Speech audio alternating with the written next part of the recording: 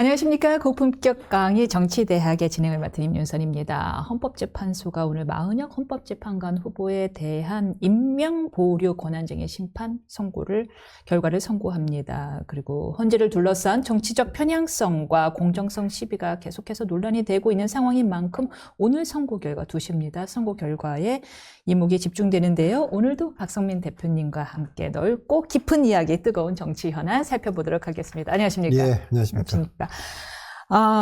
윤 대통령 측이요, 지난달 31일이죠. 문현배 헌법재판소장 권한대행이죠. 그리고 이미선 정계성 헌법재판관에 대한 탄핵 심판 회피 촉구 의견서를 헌재에 제출했습니다. 이를 두고서 여당이 지나치게 헌재를 흔들고 있다라는 비판도 이어지고 있는데, 반면에 헌재가 불신을 자초한 면도 있다. 이런 의견이 지금 왔다 갔다 서로 하고 있는 상황입니다.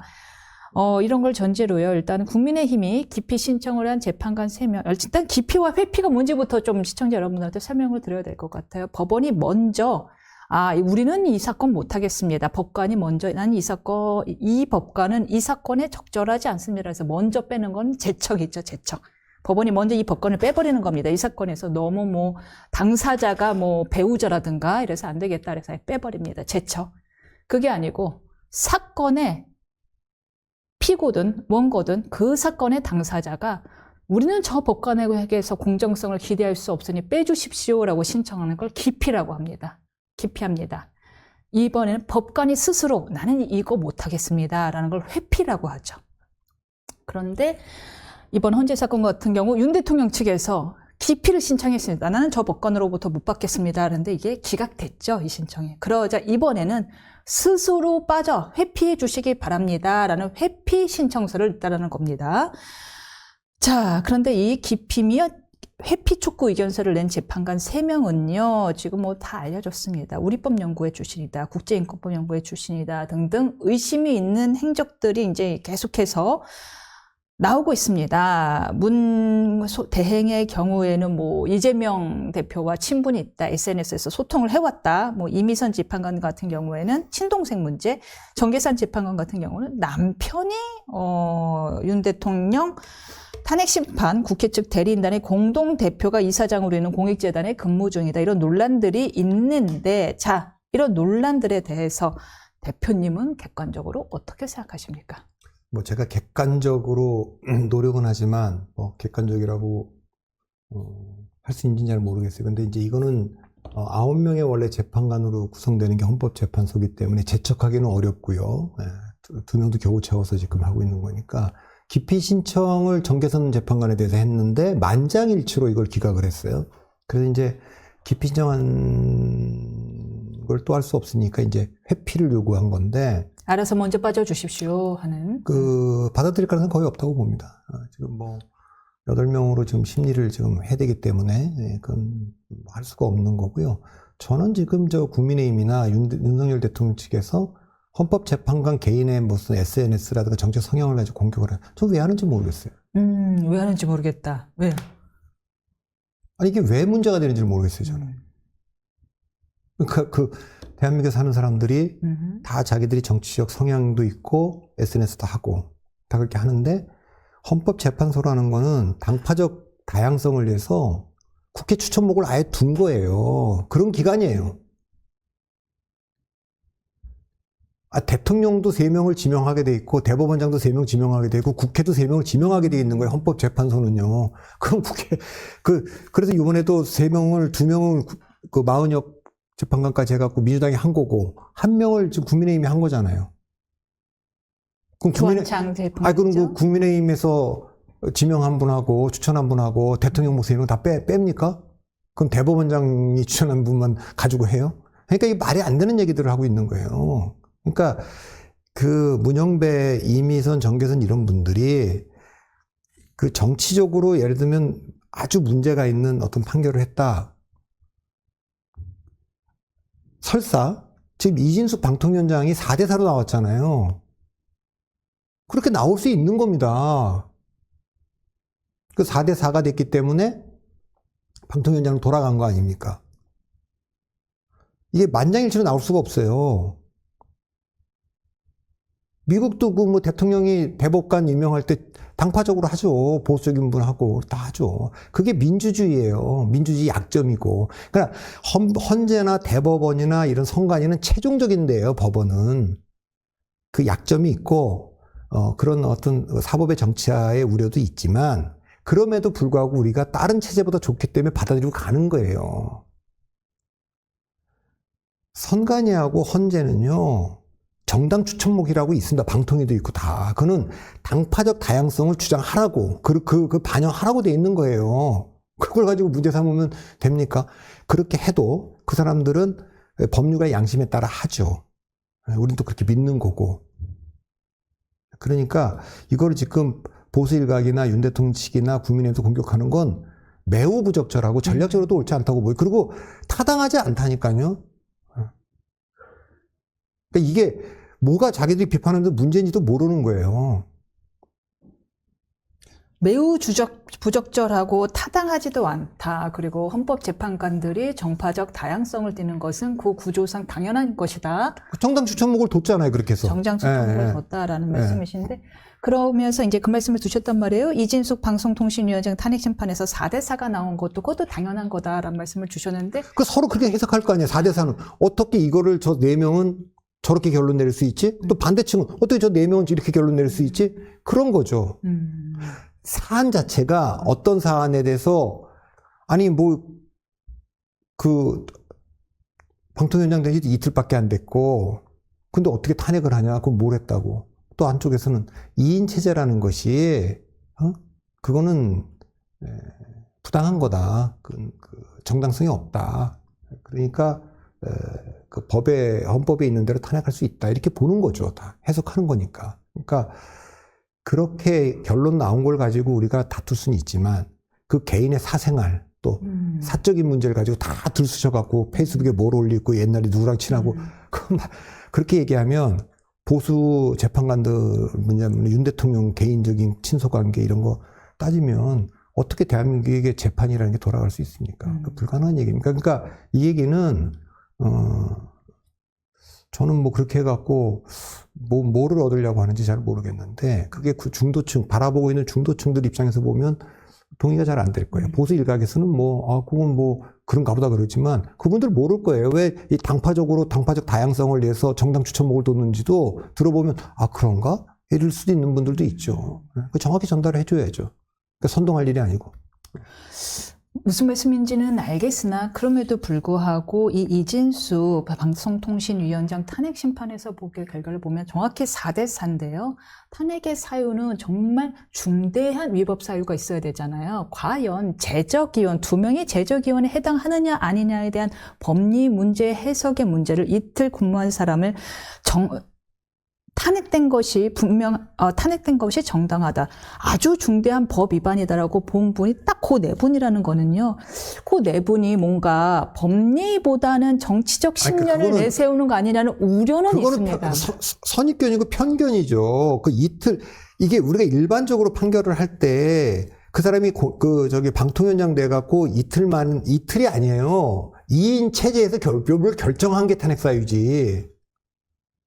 2인 체제가 그런데 제적위원이 맞다라고 본 4명도 있잖아요. 그러니까 그 4명은 그렇게 봤다니까요. 그러니까 제 얘기는 뭐냐면 그러니까 그렇게 4명 법리 중대한 법 위반이 있어야 되는데 법관들끼리도 법리 해석에 문제가 있는 사항을 방통위원장이 그렇게 해석한 것이 중대한 법 위반이냐를 여쭤보는 거예요. 그러니까 법조인신데 그렇게 말하면 안 되지.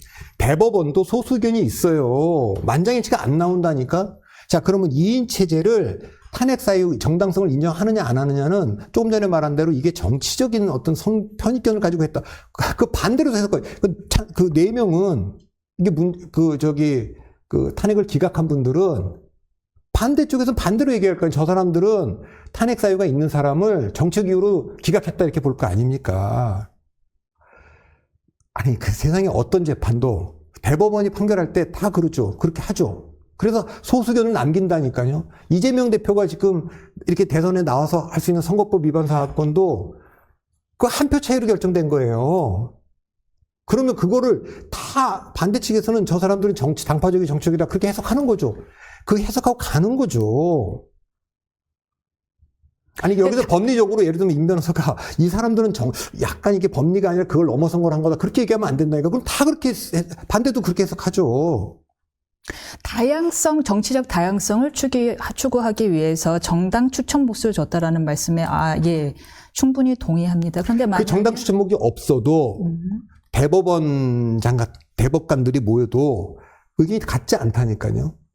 그리고 같은 결론을 내린 것도 시간이 흐르면 다르게 판단한다니까요. 시대의 그 흐름을 반영하죠. 헌재도 마찬가지고. 그런데 정당 추천으로 이렇게 3인을 뽑게 된 것은 정당이 적당히 어느 정도 서로 간에 타협점을 모색하여 추천해달라는 뜻 아닐까요? 지나치게 서로 각 정당이 자기에게 유리한 사람, 극단적인 사람들을 뽑아달라는 뜻은 아니었을 것 같은데 좀 당연히, 인용하는 면이, 그건 당연히 그러니까 면이 있지 합의하러 하라고. 그 보수 측은 그렇게 안 했냐는 거예요. 그러니까 지금 그러니까 이 민주당이 추천한 사람들에 대해서 지금 문제를 삼고 공격하는 거는 부적절하고 부당하다는 거예요. 무슨 말씀인지 그러니까 그 얘기는 그건 말이 안 되는 얘기들을 하고 있는데 그걸 억지로 우기면 안 된다는 거예요. 예, 무슨 저 이제 계속 이제 여러 사람들의 의견을 대신해서 여쭤볼 수 없으니까 볼 수밖에 그러니까 없으니까요. 그 시각이 여러 시각이 있잖아요. 그러니까 민주당이나 반대 측에 또 더 많은 사람 혹시 구조적 문제는 아니냐는 거죠. 지나치게 이제는 악용하고 있으니 양 정당이. 그러니까 그 얘기가 아니잖아요. 지금은 그건 남용이라는 건 다 나쁜 거예요. 약도 오남용하면 안 되듯이 제도가. 그러니까 스티븐 레비치키하고 데니엘 지블레이슨 측에 보면 그 어떻게 민주주의는 무너지는가라는 책도 나오고 어떻게 극단적 소수가 다수 지배하는가도 헌법상 주어진 합법적 권한. 탄핵이 그렇죠. 지금 민주당이 하고 있는 게 합법적으로 탄핵하고 있는 거 아니에요. 대통령이 거부권 행사도 합법적으로 하고 있는 거잖아요. 그것이 민주주의를 무너뜨린다는 거예요. 오남용, 남용한다는 건 권력을 그래서 제도적 자제, 우리가 할 수 있지만 안 해야 된다는 거죠. 마찬가지예요. 보수든 진보든 이 구조가 정당 추천목을 두면 그래도 이 대한민국 헌법에 대한 그 수많은 유언 법률을 판단하고 정책인 탄핵을 심판하는 데니까 적어도 사람들이 승복할 수 있는 정도의 양식을 갖고 있는 사람들 하는 게 좋지 않겠냐. 나는 그렇게 했을 거라고 믿어요. 진보가 했던 그걸 갖고 어떻게 할 거냐고요. 그거 정당이 추천하는데 그거는 정당이 걸러내야 되는 문제지. 응? 어느 정당은 제대로 걸고 어느 정당은 그렇게 볼 수가 없다니까요. 제 눈에는 다 같이 문제 있고 다 그런 거죠. 그래서 정당이 그 책에도 보면 문지기 역할을 해야 되는 거예요. 지금 이재명 대표가 지금 기소가 돼 있는데도 지금 당대표를 하고 있다. 또 얘는 대선 후보가 된다. 그럼 정당이 문지기 역할을 안 했다. 이렇게 보는 거 아닙니까? 똑같습니다. 대통령이 비상경을 선포했다. 상상할 수도 없는 일을 한 건데 그것도 국민의힘 정당이 문지기 역할을 안 한 거죠. 못 한 거죠.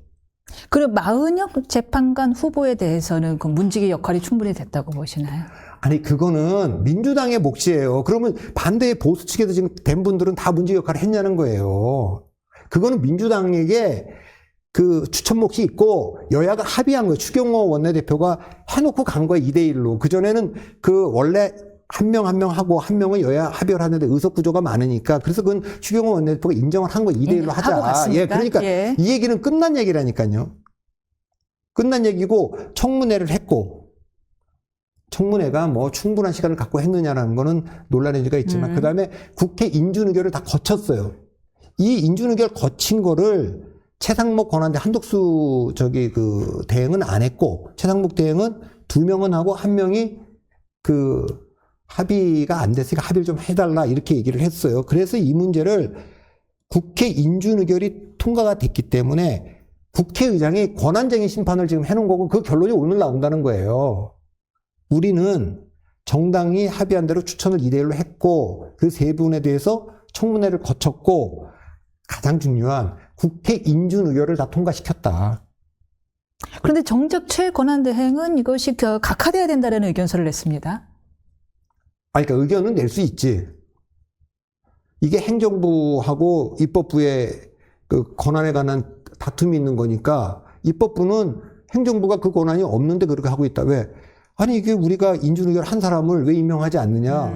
그리고 행정부는 이거는 보면 합의로 하게 돼 있는데 합의가 명확하냐. 그 두 분은 합의가 명확한 것 같으니까 내가 했고, 이 마은혁 재판관은 합의가 좀 모호하지 않느냐. 그런 걸 주장하지만, 그래서 실질적 문제도 그걸 있고. 행정부하고 다투는 입법부가 싸울 수는 없으니까 이걸 헌재로 보낸 거고, 헌재가 판단한다니까요. 그리고 헌재가 판단하면 그 뒤에는 없어요, 대한민국에는 더 판단할 기관이. 그렇게 단심제잖아요, 헌재는. 단심제고 그걸 우리가 그렇게 가기로 한 거기 때문에 3심제여도 마찬가지예요. 대법원이 최종 판결하고 그 뒤에는 없다니까요. 그러면 그걸 우리가 받아들이고 가는 게 민주주의라니까요. 자기들이 원하는 결론을 나올 때까지 하는 게 민주주의가 아니고요. 그런 사람들 앉혀놓을 수가 없고요. 똑같이 대통령이 임명한 사람들을 뭐 제척해야 된다, 뭐 회피해라, 우리 기피자 이렇게 안 하잖아요, 지금. 그 동일한 룰을 가지고 하는 거죠. 그렇죠. 사실 그렇게 따지면요, 민주당 입장에서 본다면요, 그 임명한 사람들, 대통령이 임명한 사람들은 그러면 다 기피 대상이냐 이렇게 나올 수가 있죠.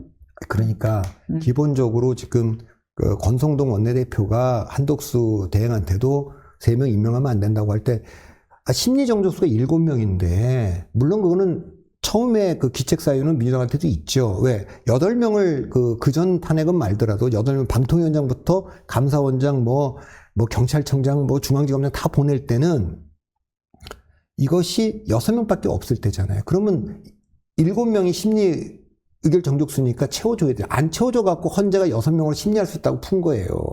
자, 그러니까 이 문제는 정치권의 책임이 있죠.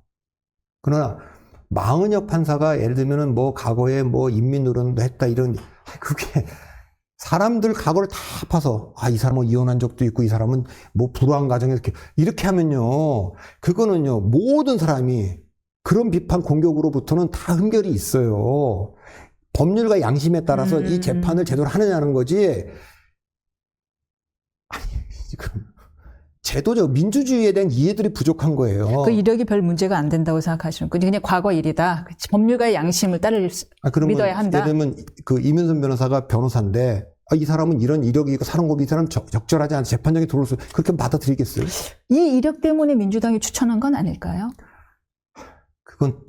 그건 제가 보기에는 임 변호사가 좀 지나치게 얘기를 하는 겁니다. 그렇게 얘기하는 거는 너무 한쪽이, 그거는 진짜 어떻게 보면 비판하는 사람이 극우적 시각에서 그 시각을 반영한 질문이라고 얘기할 수 있는 거예요. 이 사람이 어떻게 임명한지 우리가 독심술을 써갖고 민주당이 그렇게 했다라고 단정할 수 없잖아요. 그럼 반대 보수 재판관은 이 사람이 옛날에 이런 경력이 있고 이렇게 했기 때문에 보수에 이 사람을 했을 거라고 국민의힘이 그렇게 얘기할 수 있어요? 그건 맡겨진 거예요. 그걸 넘어서는 해석은 우리가 하면 안 되는 거예요. 헌재가 지금 말씀하신 대로 지금 다시 권한쟁의 심판으로 가게 되면 그 권한쟁의 심판을 막 믿고 기다려야 된다라고 했는데 이걸 빨리 진행하는 것마저도 국민의 입장에서는 비판하고 있어요. 아니, 한덕수가 더 급한데 한덕수 왜 탄핵 사건은 진행하지도 않고 권한쟁의만 이렇게 빨리 진행하고 심지어 변론제기 신청도 받아들이지 않고 변론기를 하루 하고서 후다닥 하고 끝내버리고 벌써 선고냐. 그 문제는 저도 동의를 해요. 그 문제는 제가 그때도 계속 말씀드렸잖아요. 이게 헌법적 이익이니까 지금 보수층에서는 대통령은 헌법 아래에 있어요. 위헌적 계엄이면 탄핵되는 겁니다. 위헌적 내란죄를 저지르면 구속되는 거예요. 자, 그러면 절차적인 것도 정확히 해야 되는 거예요. 야당의 지지자들은. 다시 말하면 탄핵 사유를 갖다가 처음에는 외교 기조도 넣었다 빼고 내란죄도 좀 빼자고 주장하고 또 공수처가 수사권이 없다고 제가 여기 검찰도 없고 공수처도 없는데 그걸 계속 하자 그러고 지금 내란 특검법도 기소가 돼도 다 이미 재판받고 있는 사람 수사도 할 수 없어요. 근데 뭐 지금 내란 특검법을 하자 그러고 내란 특검법의 문제는 다 떠나서 갖고 있는 내용의 문제가 아니라요. 삼권 분립의 문제가 이 기본적으로 수사기관은 검찰의 행정부 소속이에요. 검찰이나 경찰은. 특검은 국회가 법으로 만드는 거예요. 그렇기 때문에 극도로 자제돼서 행사돼야 되는 겁니다. 탄핵도 마찬가지고 권한은 있지만 특검도 할 수 있지만 그건 극도로. 자, 그러면 대통령 권한대행을 5가지 사유로 탄핵을 했는데 5가지 사유가 탄핵의 사유인지 아닌지는 주관적이니까 그렇다 치더라도 적어도 151석인지 200석인지 명확히 해야 될 거 아닙니까? 이건 국회의장이 자의적으로 151석이라고 선언하고 한 거예요. 자, 그렇게 보내놨으면 제가 봐도 권한쟁의 심판보다 이 문제를 제일 먼저 했어야 된다고 저는 봅니다. 그 문제는 얼마든지 비판할 수 있다고 봐요. 그리고 나머지 부분들 지금 거기 뭐 상당히 8명이 이미 가 있었고 이진수 방통위원장은 170 며칠 만에 돌려보냈잖아요. 어떤 분들은 어떤 그 검사는 이거 각하해야 되는 거 아니냐, 아예 사유도 안 되는 걸 탄핵한 거 아니냐라는 논의도 나왔어요. 자, 그렇지만 가장 급한 게 뭐냐 그러면 저도 주관적으로 법을 헌법학자는 아니지만 그래도 한독수 대행에 대한 걸 판단하는 거, 이게 정적수가 이거 최상목 대행도 탄핵할 수 있는데 150일인지 200일인지 이건 제일 먼저 헌재가 명확히 해내야 될 거 아닙니까? 그래서 150일이 아니고 200이다. 그러면 한독수 대행이 복귀해야 되잖아요, 지금. 저는 그때 한독수 대행도 비판했어요. 왜 한독수 대행이 국회가 의결한 재판관을 임명을 안 하냐. 말도 안 된다고 저는 봅니다. 헌법적 위기인데 그럼 6명으로 대통령 탄핵 심판을 가다가 계속 질질 끌다가 4월 18일 그 문영배 이미선 두 번 공은 못하면 앞으로 2년 6개월을 갖다가 권한대행 체제로 가자는 거예요? 저는 생각들을 좀 하고 얘기들을 했으면 좋겠어요. 그거는 나라에 대한 애국심, 공동체에 대한 애정을 가지고 얘기들을 해야지, 당파적으로들 지금 다 얘기를 하잖아요, 지금. 그렇다면 최상목 권한대행도 그렇게 따지면 지금 마 부장판사에 대한 임명을 보류한 상태고 결국 그래서 권한쟁의 심판으로 갔고요. 아마 오늘 결과가 나올 텐데 아마 결국에는 임명하라라는 얘기가 나오겠지요. 그걸로 유력하게 지금 예측이 되는데 만약에 그럼에도 불구하고 지금 최상목 권한대행은 임명을 안 할 걸로 알려져 있단 말이에요. 저는 해야 된다고 봅니다. 해야 된다고 봅니다. 무조건요. 국회가 의결을 했냐 안 했냐 지금 잠깐만 국민의힘 쪽에서 주장을 해요. 국회는 제가 이제 국회법을 일단 인준 의결을 한 분이잖아요. 마은혁이란 분이. 후보가 아니라고요. 청문회 거치고 국회에서 인준이 된 분이에요. 그러면 그거를 국회를 대표해서 국회의장이 권한쟁의 심판을 한 거예요. 그 다음에 헌재가 이 8명으로도 할 수 있어요. 박근혜 대통령도 8명으로 했으니까. 그리고 4월 18일 이전에 하면 8명으로 할 수 있어요. 그러나 가능하면 이거를 9명을 하고 싶어 하는 거기 때문에 어떤 판결을 할지 몰라요. 그런 논란이 있으니까 이거는 여야 합의가 돼서 왔으면 좋겠다. 이렇게 할 수도 있어요. 무조건 헌재가 조직위기주의로 무조건 물론 9명이 될 가능성, 9명을 채워서 하려고 하는 가능성이 훨씬 더 크다고는 봐요. 당파적인 건 저는 생각하지 않겠습니다. 그건 그렇다고 봐요. 그러나 그렇게 해서 헌재가 국회에 손을 들어주면 저는 행정부의 수장인 최 대행은 내가 여러 가지 우려도 있고 이런 게 있었다고 하지만 그렇게 입법부와 헌재가 사법부가 판단했기 때문에 행정부로서는 그걸 존중하겠다 하는 게 저는 민주주의를 위한 길이라고 봅니다. 참 최상목 권한대행이 낸 의견서 중에 절차적 하자요. 우원식 국회의장이 단독으로 청구를 했는데 청구인 적격이 없다는 주장에 대해서는 어떻게 생각하세요? 그러니까 그걸 제가 법적인 걸 우리 빈 변호사 더 잘 아시겠지만 우원식 개인이 한 게 아니잖아요. 국회의장이 한 거잖아요. 국회의장이면 국회를 대표해서 한 거고 인준의결을 거쳤잖아요, 이미. 이것을 권한쟁의 심판을 갑니다라는 의결을 따로 하지 않더라도 권한쟁의는 국회가 통과시킨 거를 행정부의 장이 임명하지 않으니까 이 문제를 국회의장이 대표해서 한 거잖아요. 저는 제가 헌법 전문가나 이런 국회법이나 이런 거 잘 헌재법 이런 거 전문가가 아니니까 말은 못하겠지만 제 상식으로는 그 국회의장은 국회를 대표해서 했다고 봅니다. 자, 그리고 헌재도 그렇게 판단하면 입법부와 사법부가 그 결론을 내리면 행정부의 장은 이런 것에 대한 우려에도 불구하고 그렇게 결정하면 존중하겠습니다 하는 게 민주주의예요. 근데 만약에 최상목 대행이 끝까지 임명을 안 해요. 그럴 경우에는 민주당은 어떤 스탠스를 취하게 될까요? 또 탄핵 받쳐야 들어가게 될까요? 탄핵을 할 수 있어도 지금 이 상황에서 탄핵하면 되겠습니까? 빼두면 안 된다. 아니 그거는 국가 시인들 나라 생각들을 좀 해야죠. 여당이고 야당이고 어느 당을 지지하든 당파적으로 자기들이 유리한 것만 갖고 지금 이 상황에서 밀어붙이려니 이게 민주주의고 우리가 이렇게 가서 관리해야 된다고 얘기들을 해야지. 알겠습니다. 그래서 그만합시다 이거는. 예. 이건 너무 많이 얘기를 했고 제가 할 얘기는 다 했으니까. 예. 네, 만약에 마은혁 재판 후보자의 구인 체제의 헌재가 완성되면 이후 윤 대통령 탄핵 심판에 미칠 영향력에 대해서는 어떻게 그건 잘 모르겠어요. 그건 예단할 수 없죠. 그건 누구도 예단할 수 없는 거예요. 그건 아무도 알 수 없는 거예요. 그러니까 지금 구인 체제로 가면 제일 좋지만 구인 체제가 아니어도 8인 체제로도 박근혜 대통령이 했잖아요. 그리고 그 8인 체제 때도 기각될 거라고 봤던 분은 이 중에 누구는 성향이 어떻고 박근혜 대통령이 임명했기 때문에 그렇게 안 된다니까요. 그렇게 안 됐잖아요. 그러면 그 법관들, 재판관들의 법률 양심을 믿어야 되는 겁니다. 아니, 그거를 나오지도 않은 거를 이 사람이 이러니까 이럴 거, 그건 매우 잘못된. 그 지금 국민의힘 생각은 기각의 가능성을 조금이라도 높이려고 하는 거겠죠. 3명이냐, 4명이냐. 그러니까 그렇게 얘기할 수 있지만 당파적인 거고, 우리가 이런 얘기를 할 때는 그 판사들이, 재판관들이 어떤 판결할지에 대해서는 우리가 그 사람의 그 민주주의가 강한 거는 양심을 우리가 재단하지 않는 거예요. 그 머릿속에 들어있고 가슴속에 있는 거 어떻게 우리가 그걸 너는 이러니까 빨갱이야, 너는 이러니까 극우야, 이렇게 얘기하면 안 되잖아요. 사람이 개인적으로 다 생각이 있는 거를 어떻게 그렇게 그 규정을 합니까? 그 사람 이력과 그 사람 가지고 어떻게 이력, 세상 그렇게 간단하지 않아요. 사람들의 생각이라는 게. 그게 예단하지 않습니다, 저는. 이게. 그러니까 이 논란 자체가 불필요하다. 빨리 임명하고 빨리 절차대로. 저는 9명으로 가는 게 맞다고 봐요. 국회에서 인준을 했잖아요, 어쨌든. 그럼 마은혁 판사에 관한 문제도, 그러면 그 전에 추경호 원내대표가 합의하지 말든가, 끝까지.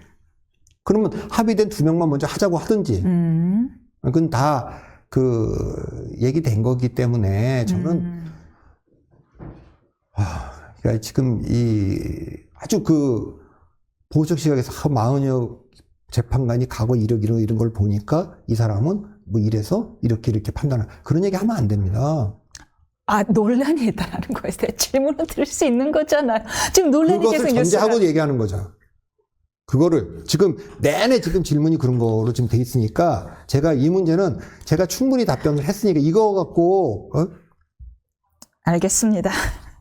얘기는 더 안 하는 게 좋을 것 같아요. 알겠습니다. 그럼 이제 두 번째 토크로 넘어가도록 하겠습니다. 최상목 대통령 권한대행이 지난달 31일 제6호권을 행사한 두 번째 내란 특검법이 또다시 국회로 돌아왔습니다. 이번 임시국회에서 어떻게 뇌관이 될지 보이고 좀 궁금한데요. 민주당 입장에서는 국민의힘이 독소조항이라고 얘기했던 내란 선정선동 그리고 외환 유도 사건 다 삭제하지 않았느냐. 그런데 왜 최 대행이 또 거부권을 행사했느냐라고 하면서 비판을 하고 있습니다. 이건 민주당이 말이 안 되는 주장을 하고 있잖아요. 독소조항 때문이 아니에요. 독소조항 처음에는 이게 위헌적 요소가 있다. 응? 그게 뭐 추천 과정에서 민주당이 처음에 뭐 비토권을 갖고 있는 게 이게 말이 안 된다. 그 다음에 느닷없이 또 외환죄를 넣었어요. 그래서 그러니까 자기들이 이제 외환죄 빼자고 얘기했어요. 지금 다 왔는데, 아까도 제가 말씀드렸지만, 기본적으로 이건 상권 분립의 특검이란 건 잘 안 맞는 겁니다. 그럼 대한민국에 검찰이 왜 있고, 공수처가 왜 있고, 경찰이 왜 있습니까? 거기가 다 수사하는 거예요. 아주 특별한 경우. 행정부 소속에서 수사하게 돼 있는데, 국회가 법을 만들어서, 특검법이란 법을 만들어서 특별검찰을 임명하는 거는 아주 특별한 경우. 행정부의 뭐 책임자들이 연루된 지금 이런 경우죠. 그런데 이게 이제 수백억의 돈이 들어가야 되는 문제고, 이렇게 되면 우리가 특검법으로 빨리 가자고 얘기했던 건 이런 이유죠. 공수처나 검경수사권이나 수사권 문제를 이상하게 만들어 놔서 민주당이 공수처나 검찰이 내란죄 수사를 할 수 없게 돼 있잖아요. 그걸 할 수 있는 거는 경찰이거나 특검이죠. 그러니까 경찰로 넘기든가, 경찰도 수장들이 지금 다 구속돼 있고, 국수본부장도 지금 내란죄 수사 대상이고, 그렇게 돼 있거든요. 그날 경찰들 투입하는 문제, 형사 투입 관련돼서. 그렇기 때문에 그때 빨리 특검으로 가서 하는 거라면 전 국민의힘이 동의할 수 없는 걸 빨리빨리 다 빼고 했었어요. 지금은요, 이미 다 기소돼서 수개인, 우두머리인 윤석열 대통령도 기소가 됐어요. 이제 재판 단계로 넘어갔다고요. 그러면 공소 유지만 하러 오는 거예요, 이 특검은. 나머지 다, 지금 종범들, 주범, 종범 다 구속돼 있는데 지금 하는 건 의미가 없죠. 그러니까 지금은 의미가 없기 때문에 아마 가도 그때 찬성하겠다고 했던 분들, 안철수 이런 분들 다 반대할 겁니다. 그러니까 의미 없는 시간이 지났죠. 의미 없는 시간이 지났다. 지금 그래서 당 내에서도 특검에 대한 회의론이 조금 있어요. 그러니까 지금 말씀하신 것처럼 특검이 굳이 필요하다면은 수사권에 대한 논쟁이 있으니 그에 대한 논쟁을 불식시키기 위해서 그냥 특검에서 통합해서 하자. 수사권을 완전히 부여하여 수사권에 대한 그거 논쟁. 처음 했어야지. 처음에. 그러니까요. 아니, 그러니까 제가 이 방송도 그렇고 수많은 데서 그래서 검찰이 괜히 뛰어들었잖아요. 그래서 김용현 전 장관이 검찰로 갔잖아요. 거기는 내란 수사권이 없다니까요. 김용현 장관에 대해서는 알 수 있죠. 예. 아니, 할 수 있지만 둘 다 어떤 수사냐면 내란죄는 둘 다 할 수가 없다니까. 둘 다 직권남용으로 들어간 거예요. 왜 편법으로 가냐고요. 직권남용은 대통령은 직권남용으로 기소도 할 수 없는데, 응? 그러니까 애초부터 그렇게 되면 민주당은 이 하자가 없이 경찰이 수사를 해야 된다라고 주장하거나 아니면 빨리 그때 특검법을 합의했어야죠. 그 다 지났잖아요. 그러니까 지금은 의미가 없어요. 그러니까 최상목 대행이 이거를 거부한 거는 이건 뭐 이미 다 재판으로 넘어가서 재판하고 있는데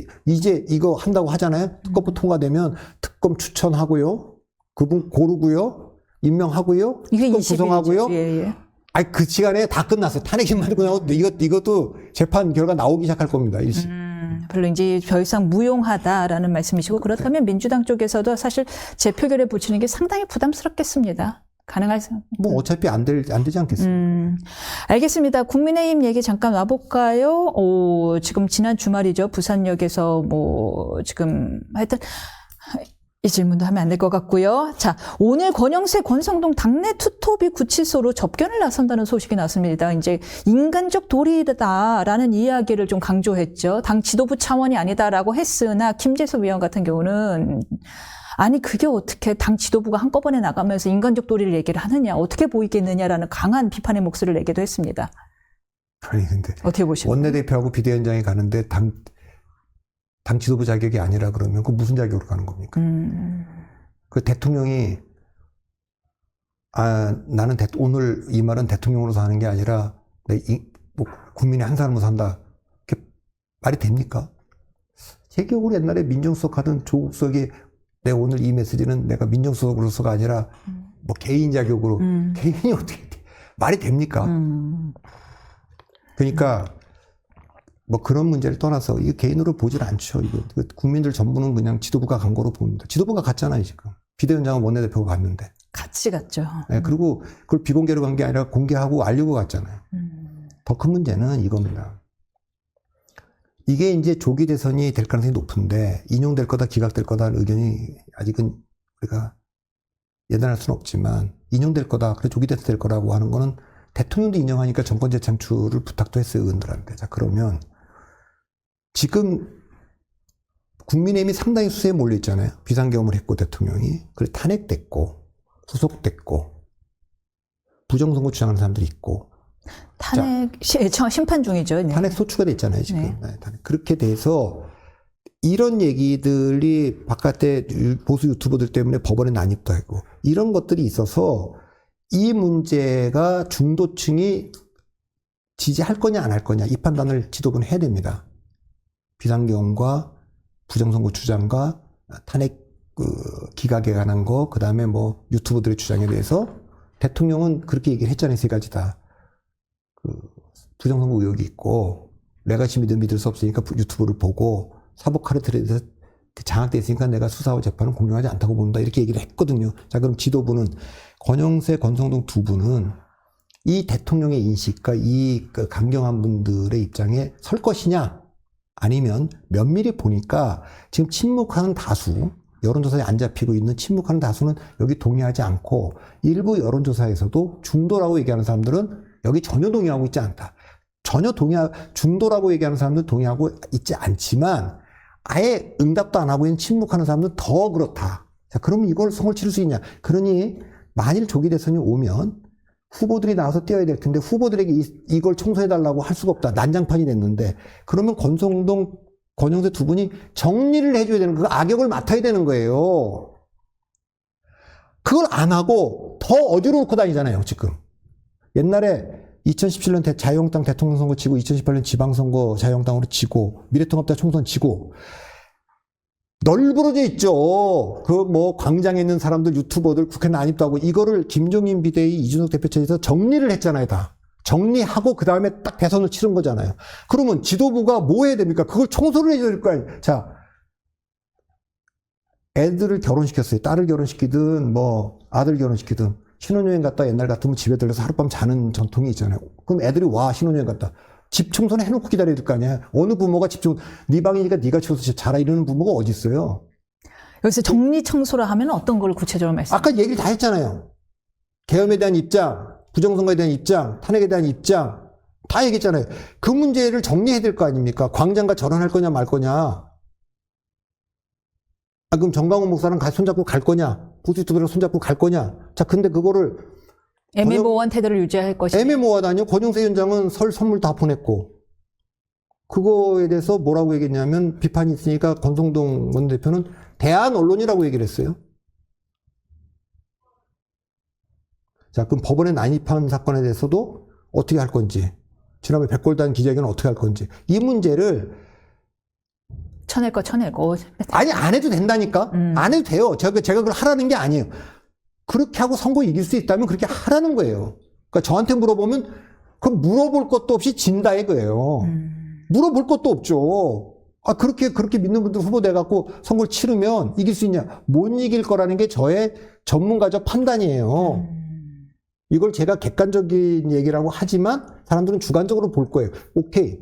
자 그러면 자 윤 대통령이 그렇게 주장해서 선거를 연패를 했잖아요. 총선 질 때까지 계속 뭐 강서구청장 선거부터 연패를 했잖아요. 그 주장대로. 자 그러면 이 중차대한 대통령 선거를 앞두고 이 선거를 앞두고 어떻게 될 거냐 판단을 권영세 위원장하고 권성동 대표가 해야 되는데 안 할 뿐만 아니라 그 연장선을 계속 가고 있잖아요. 그러면 편승하고 있다. 대통령 선거에서 누가 어떻게 이깁니까? 자 그러면 그러는 와중에 우파만 있습니까? 이준석 이미 어저께 선언했고 한동훈도 곧 선언. 그럼 이제 중도로 이미 간 사람들 표 이 원심력은 어떻게 할 겁니까? 그때 가서.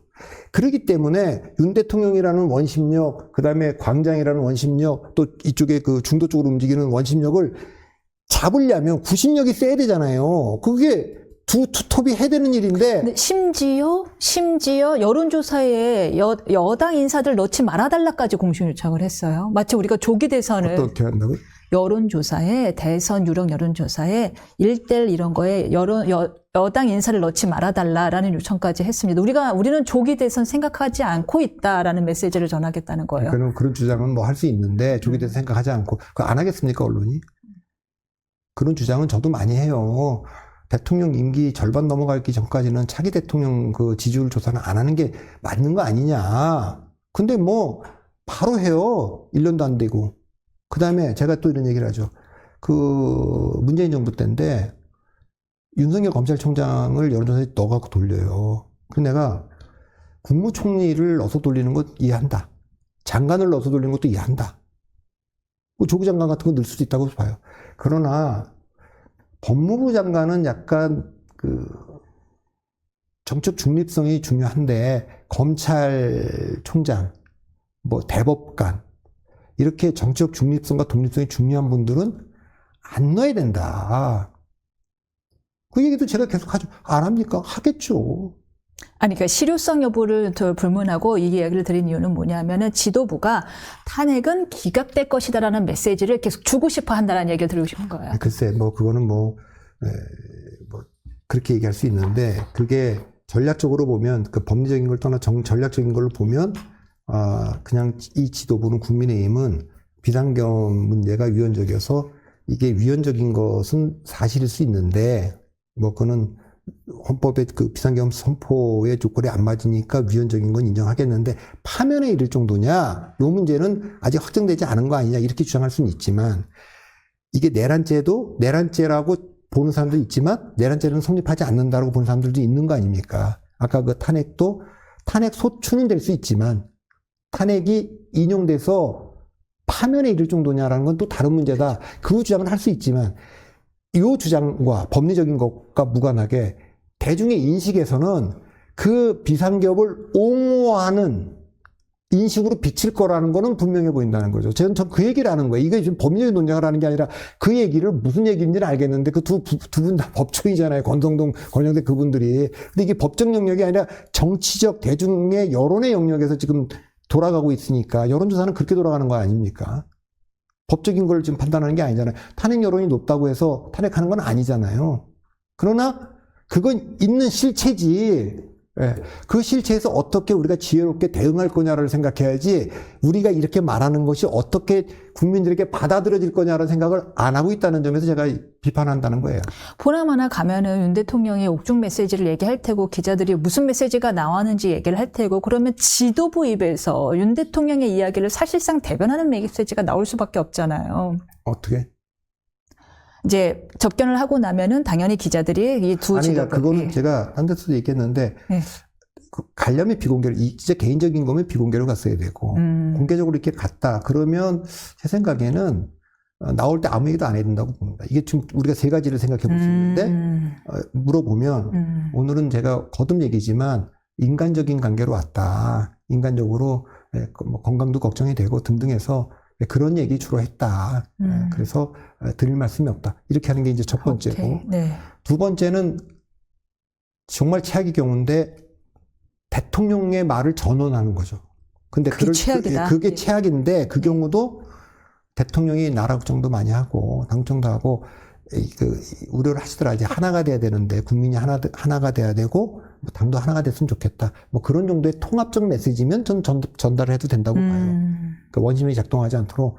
그래서 두 분께서 좀 잘 지도력을 좀 발휘해 주시면 좋겠다. 대한민국이 하나가 되고 특히 당이 하나가 되는데 이런 정도는 되겠지만 예를 들면은 뭐 다른 메시지가 반국가 단체 나오는 순간. 뭐 예를 들면은 뭐 지금 그 여러 가지 우려. 뭐 예를 들면 젊은 청년들이 지금 거의 글에 나와 있는 것이 좀 뭐 걱정도 된다. 걱정하는 것 같지만 사실은 약간 부추기는 거다. 부추기는 것 같은 느낌을 주는 메시지는 최악이죠. 그러면 중도층이 싸늘해질 겁니다. 싸늘해질 거다라는 말씀 주셨는데 조기 대선 얘기 나온 김에 그럼 세 번째 토크 자연스럽게 넘어가겠습니다. 조기 대선 이야기. 국민의힘 쪽에서는 우리는 조기 대선을 생각하지 않는 모양새를 보여주고 싶다라는 걸 공식화했습니다. 왜? 그것이 헌재 판결에 영향을 줄 수 있기 때문이다라는 메시지를 냈는데요. 그러나 야당들은 지금 조기 대선 움직임 굉장히 발빠르게 움직이고 있습니다. 먼저 이재명 대표 얘기하기 전에 일단 사실상 선언한 거나 다름없는 이준석 의원 이야기부터 해볼까요? 이준석 의원이요. 개혁신당 이준석 의원이 어제 홍대 버스킹 거리에서 사실상 조기 대선 출사표를 던졌습니다. 퍼스트 펭귄, 이제 바다에 먼저 뛰어드는 펭귄이 되겠다라고 자처했는데 이준석 의원의 출사표 어떻게 보셨습니까? 그러니까 이제 2월 2일 날은 원래 이제 3월 말인가 생일이니까 만 40세가 그때 된다는 거 아닙니까? 그러니까 3월 말 이후에 치러지는 선거면 출마할 자격을 얻게 돼 있습니다. 우리는 40세, 40세로 돼 있어요. 미국은 35세로 돼 있고. 그런데 이제 연휴가 끝나면서 내가 그 나이가 됐다. 사실은 이제 선관위에 달려 있는 거예요. 선관위가 60일 이내라고 하지만 이후 지금 뭐 탄핵 그 심판이 지금 헌재가 밝힌 게 2월 10며칠까지 13일까지인가는 뭐 팔자별로 계속 한다는 거 아닙니까? 그러면 그거 되고 나서 할 거니까 뭐 특별한 게 없으면 4월 이후에 지금 대선이 있다면 있는 거 아닙니까? 등록일 기준이겠죠. 만 40세가. 하면 되면 예, 그렇게 되는 거니까 이미 그건 이제 됐다고 보고 그런 면에서 이제 선언한 거고 최근에 그 설 연휴 때 량어평 중국의 딥시크 그 아주 AI 관련해서 그 충격을 던졌어요. 전 세계가 난리였습니다. 그게 이제 1985년생이에요. 양원평이. 그리고 실제로 거기에 딥시크의 직원들은 1, 2년 차, 20, 30대. 뭐 지금 주역이 95년생이라는 거 아닙니까? 그리고 2022년에 챗 GPT가 공개가 되는데 그거 만든 오픈 AI 샘 올트먼 그 사람도 85년생이에요. 그 미국과 중국의 이 량원과 샘 올트먼이 85년생이고 이준석이 85년생이고 기억하실지 모르겠지만 2016년도에 구글의 딥마인드의 그 허사비스가 작년에 알파폴드로 그 노벨상을 받았어요. 노벨 학상을 받았는데 그때는 이건 단백질 분석하는 걸로 받았는데 그때는 알파고를 들고 와갖고 이세돌을 꺾었어요. 그때 40세였어요. 다 40세가 그런 나이니까 그런 점에서 세대 교체론 세계가 다 이미 그 8자, 9자 이런 사람들이 지금 주도하고 있다. 그것도 과학적 이성으로 하는데 우리는 지금 무슨 부정선거나 음모론이나 이런 역술인들이 등장하는 반지성주의가 판을 치니까 그런 점에서 한 건데 봐야 되지만 지금은 이제 국민의힘은 움직이기가 어렵잖아요. 당 지도부가 저렇게 돼 있으니까 윤 대통령 탄핵 파면되기 전까지는 아무도 지금 뭐 움직이기가 어렵잖아요. 이재명 대표가 콱 누르고 있으니까 민주당도 다른 선물. 그러니까 어떻게 보면 2월달 이 한 달은 좀 자유스럽죠. 이준석 대표 입장에서 뭐 먼저 움직였고 그런 점에서 또 그리고 뭐 개혁신당이 좀 내용이 있으니까 그런 부정적인 여론보다는 그럼 지금은 개혁신당과 이준석에 대한 뭐 이슈가 있다면 그 뭐 내용 얘기인데 이제 뭐 이걸 선언했기 때문에 주로 이제 우리도 오늘 당장 토크가 출마 선언 갖고 토크하잖아요 지금 그렇게 이제 바뀌는 거니까 근데 양당이 지금 팽팽하게 지금 맞서고 있는 상황이기 때문에 제3당이 치고 들어가서 할 수 있는 공간이 있겠느냐 이런 거고 그래서 인용되는 시점이 언제인지 모르겠는데 만일 파면되고 인용된다면 그 시점에서 두 자리 숫자에 들어간다면 그 강력한 변수가 될 것 같고요. 어쨌든 지금 국민의힘 입장에서는 갈등의 불이 떨어진 거죠. 어쨌든 조금이라도 국민의힘 표를 가를 거라고 보는 게 상식적인 거니까. 출사표를 던진 시점은 적절하다라는 말씀을 주셨는데요. 내가 만 40대 출마 자격을 얻었다라는 거니까요. 네, 이기도 하고 지금 딱 2월 달이 양 거대 양당의 이제 조금 움직임이 줄어드는 이게 묶여 있는 상황이니까 먼저 나가는 거예요. 상황인데 이준석 대표의 그럼 지금 잠깐 몇 % 정도 얻을지는 미지수라는 말씀을 주셨습니다. 뭐 너무 섣부른 질문이 있긴 하지만요. 이준석 대표의 경쟁률은 진짜 미니멈 몇 프로에서 맥스 몇 프로까지 그거는 뭐 예측할 수 없어요. 지금 이게 우리 작년에 개혁신당이 딱 할 때 제일 먼저 아마 지역구 여론이 발표된 사람 중에 하나가 종로의 금태섭 의원이에요. 금태섭 지명도도 있고 뭐 괜찮다 평 4%인가 1차 여론조사에 나왔어요. 다 충격이죠. 그러니까 양극단이 팽팽히 40대 40으로 맞서고 있는 상태에서 제3당이 하기 어렵잖아요. 이준석 대표가 지난번 동탄 간 건 동탄은 한쪽으로 기울어져 있는 데니까 뭐 승부도 낮고 그러니까 이제 이준석을 찍을 수 있는 뭐 여력이 있었던 거죠. 젊은 30, 40대가 자, 그러면 지금 이 대통령 선거는 어떠냐? 동탄 선거 모델보다는 금태섭이 나갔던 종로 모델하고 가깝잖아요. 그러니까 지금 3자 구도로 여론조사 했을 때 높게 나오기가 어려운 거 아닙니까? 자, 역사적으로 그냥 그걸 넘을 수 있냐 없냐는 거고 역사적으로 보면요. 우리나라가 대통령 선거에서 1번, 2번 빼고 3번 당이 된 적이 없어요. 당선된 적이 없어요. 두 번째, 2등도 한 적이 없어요. 2등도 한 적이 없어. 자, 다 3등 이하인데 3당이 20%대에 간 분들이 좀 있죠. 87년도에 평민당의 김대중 후보, 2017년에 국민의당 안철수 후보가 20%를 넘겼어요. 그 다음에 굉장히 그 바람을 일으켰지만 결국 20%가 못 넘은 분이 그 92년 정주영 후보가 상당히 그 20%대 있다가 쭉 떨어져서 16%대로 끝났어요. 그리고 97년도 이인재 후보가 뭐 선두권에 있다가 쭉 3등 밀렸는데 19%대로 끝났어요. 2007년도에 이해창 후보가 15.1%. 그전에도 그분은 대통령 선거 2번이나 나왔고, 그게 세 번째 출마인데 15.1을 했어요. 그러니까 10% 넘은 분도 요 세 분이에요.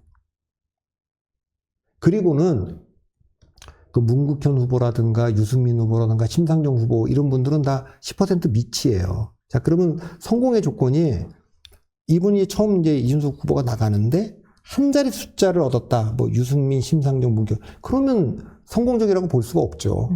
그러면 최소한 10%대는 들어가야 이거는 의미 있는 득표를 했다 이런 거고 15% 이해창 후보가 2007년에 15% 할 때요 승부가 났기 때문에 충청도 분들이 찍을 여유가 있었어요. 그 팽팽했으면 그렇게 갔겠어요?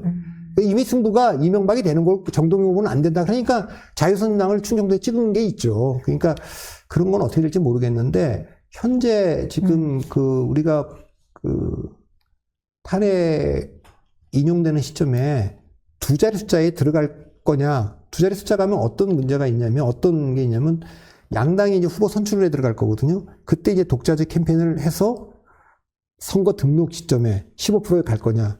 그러면 왜 중요해지냐면, 지난 총선에서 개혁신당이 3% 이상을 얻었기 때문에 TV 토론에 무조건 참여하게 되어 있습니다. 법적으로 보장되어 있어요. 그럼 TV 토론에서 또 어떻게 할 거냐 이런 게 있기 때문에 1차 목표는 10%대에 들어갈 거냐 인용되는 시점에 그 다음에 후보 등록 시점에 15%를 갈 거냐 상승 곡선 그릴 거냐라는 건데 쉬운 숙제는 아닙니다. 아까도 말했지만 선거의 모델 자체가 금태섭 전 의원이 종로에 출마했던 그런 선거 유형에 가깝지 동탄 선거 모델은 아니기 때문에 개인적인 그 호불호, 역량 이런 거로 이거 다 극복할 수 있느냐? 이게 숙제죠. 구조와 토대의 한계가 있다라는 말씀을 주셨는데 개인적 역량으로 극복할 수 있느냐는 얘기를 주셨어요. 근데 개인적 역량에 대해서도 이 40세는 굉장히 젊고 혁신적인 이미지가 있어야 되는데 이준석 의원 개인이 워낙 20대부터 하다 보니까 그 젊고 혁신적인 이미지로부터 좀 멀다라는 개인적 약점도 있는 것 같습니다만은. 그건 또 상대적인 거니까. 지금 거론되는 분들은 다 훨씬 더 오래된 분들이니까. 개혁 액션을 내세우질 않잖아요. 그거는 다 상대적인 거니까. 알겠습니다. 그런데 이준석 의원이 사실상 조기 대선 출사표를 던진 상황에서 아까 한 대표 측도 얘기를 했습니다. 전 대표도요. 유튜브 채널을 개설하고 본격적인 등판 준비에 나섰어요. 복귀 명분이 있어야 될 텐데 명분을 굉장히 중시하시잖아요. 그거는 저는 계속 이 방송에서도 특검이 통과되거나 탄핵이 통과되면 한동훈 이번 대선만큼은 어렵지 않겠냐 이렇게 봤는데 어쨌든 그전에는 그 가자는 방향은 한동훈 대표가 말하는 방향이 저는 맞다고 봐요. 중도층을 향해서 가야 되고 이번에도 유튜브 개설하면 언더 73년생 아래쪽 사람들 중심으로 이렇게 세대 교체를 분명히 하겠다는 거 아닙니까? 나 젊어. 한동훈 대표나 이준석 대표나 띠동갑인 것 같은데 73년생 8월 85년생 그런데 네. 그분들은 어쨌든 확실히 세대 교체를 의미하는 거고 2002년도에 이해창하고 노무현이 붙었을 때 그때 독특한 게 뭐였냐면 소띠 맞네. 노무현 후보가 여당이거든요. 집권당 민주당 후보인데 야당처럼 싸웠고 이해창 후보는 한나라당 야당인데 여당처럼 그건 여러 가지 커리어의 문제도 있고 나이도 이해창 후보가 많았어요. 그렇기 때문에 노무현 후보가 도전자 포지션에 섰거든요. 저는 이번에 국민의힘이나 보수가 이기려면 명백히 도전자 포지션에 딱 서야 된다고. 우리가 도전자다. 우리가 열세다. 우리가 열세다. 우리가 도전자다. 국회고 정치 지형을 봐라. 다 저쪽으로 넘어가 있고 미디어 환경이나 게다가 의회도 압도적으로 저쪽이고 선거 때도 우리가 판판이 지지 않냐. 그러니까 우리가 도전자다. 그러면 도전자 중에 하나가 나이가 더 젊은 사람, 이재명 대표보다 더 젊은 사람이 나가야죠. 그러니까 이준석이나 한동훈이 그런 점에서 소력이 있죠. 지금 김문수, 홍준표 이런 분들은 아예 70대잖아요. 51, 54년생이니까. 중간쯤에 이제 오세훈 후보가 있는 건데, 그런 문제에서, 도전자 포지션에 확실히 있는 거죠. 한동훈과 이준석은. 그런 점은, 그래서, 세대 교체를 들고 나오고, 적어도 탄핵에 자기가 찬성했고, 그 다음에 지난 선거 때도 그렇고, 내가 가야 될 방향이 이게 보수가 살 길이다. 이 점은 명확히 하고 나올 것 같고요. 어느 정도 바람을 불러일으킬지 좀 봐야 될 것 같습니다. 그러나 결국은 당내 경선을 통과해야 될 텐데 지금 당내 경선을 통과하는 게 당원 투표가 몇 %가 들어갈지 모르겠으나 그러나 지난번에 63% 당원들한테 얻은 분이니까 그때도 63% 얻었던 분이니까 물론 지금 나오는 여론은 이게 탄핵을 해서 윤 대통령하고 당신하고 싸워서 이 지경 된 거 아니냐 이거에 대한 책임이 있는 거 아니냐 비판 여론이 있었어요. 그 비판이 있으니까 그런 거에 대해서 어떻게 될지는 잘 모르겠는데 정면 돌파하기로 나온다면 하는 거니까. 그래서 지난번에 63%가 이 당원 구조에서 된 거니까 그 점에 대한 기대가 좀 있겠죠. 알겠습니다. 지금 그렇다면 이제 이재명 대표 얘기 안 할 수가 없는데 이재명 대표가요 대선을 염두에 둔 까닭이겠죠. 상당히 나는 실용주의자다라고까지 이제 외국 이코노미스트와의 인터뷰에서 밝혔는데요. 실용주의 노선을 강조하면서 자신이 그동안 내세웠던 어떤 시그너처 정책들을 다 포기합니다. 그리고 상당히 우클릭 행보를 이어가고 있는데 심지어는 이제 반도체법 관련 토론회 반도체 관련돼서는 주 52시간 통과하겠다. 지금 딥시크도 그렇고 우리도 지금 1시가 급하다. 이런 의견을 내고 있는데 이런 이재명 대표의 일련의 행보 어떻게 평가하십니까? 아니 이재명 대표의 제가 함부로 이렇게 얘기할 건 아닌데 그 정치는 결국 말의 신뢰 아닙니까? 그분이 얘기했다가 뒤집은 게 한두 가지가 아니어서 그리고 얼마 전까지도 쭉 해왔던 말들이 있는데 그게 주워 담는다고 당겨지는 게 아니니까 그런 문제는 외교안보에 관한 얘기도 굉장히 많은 얘기를 했던 분이에요. 지난 대통령 선거 때도 그렇고. 그래서 그 문제는 일부 이렇게 뭐 이걸 우클릭이라고 얘기할지 실용적인 뭐 변화라고 얘기할지 모르지만 국민들 대중들 사이에서 좀 판단이 좀 있기 때문에 얼마나 효과가 있을지는 잘 모르겠습니다. 그러나 이제 안 할 도리는 없죠. 우려가 있고 우클릭을 안 하면 지금 트럼프가 지금 관세법 막 때리고 있는데 관세 전쟁이 붙고 한국 기업들도 다 지금 뭐 타격을 받고 있는 상황에서 야 이거 이재명 대표 되면 젊은 사람들 입장에서 보면 주식이 급락하는 거 아니냐 이런 우려들도 있지 않겠어요? 그 우려를 적어도 불식시키지 않으면 중도층도 그렇지만 젊은 층들도 상당히 이탈할 수가 있거든요. 그렇지만 이 중도 외연 모습에 분명히 또 이 중도층에게는 어느 정도 소구력이 있지 않겠습니까? 아, 그래도 저 정치인이라면 저 정도의 실용성은 보여줘야지 하는. 그러니까 그것이 뭐 실용적으로 보일 건지 또 말 바꾸기로 보일 건지 그러니까 그 신뢰가 이미 기존에 우리가 네. 학습되어진 데이터가 있으니까 얼마나 효과가 있을지 모르겠다는 뜻을 얘기를 하는 겁니다. 알겠습니다. 여기까지 이야기 듣도록 하겠습니다. 오늘도 고생 많으셨습니다. 시청해주신 구독자 여러분도 감사드립니다. 저희는 다음 주 월요일에 다시 찾아뵙겠습니다.